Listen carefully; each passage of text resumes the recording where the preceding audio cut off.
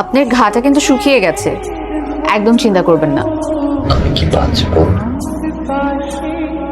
কিন্তু না বাঁচার মতো কিচ্ছু হয়নি, আপনার ব্যথা তো মনে চলেই গেছে। আপনি যদি খুব বেশি ভয় হয় আপনি একটা এমআরআই করে নিতে পারেন, কিন্তু আমার মনে হয় না এমআরআই করার কোনো প্রয়োজন আছে, আপনার ব্যথা তো কমেই গেছে। বার হুম, আপনার কাছে আসলে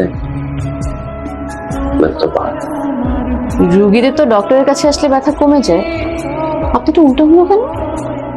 আপনি কি একটু উল্টান? দুনিয়াটাই উল্টে গেল। একজন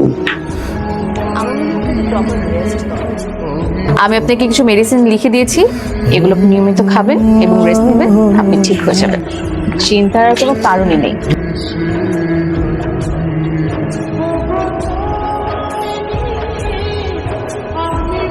আর কিছু বলবেন?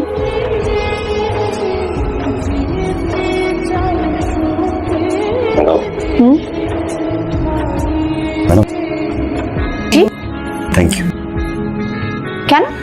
যে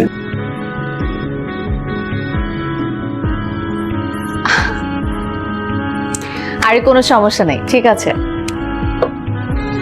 কালকে দেখা হচ্ছে সকাল 10টায়। আসেন তাহলে। ভিতরে আসবো? আপনি আপনার বাড়িতে যাবেন, আমি এখানে কাজ করব। ঠিক আছে ম্যাডাম, তাহলে আসি। হুম।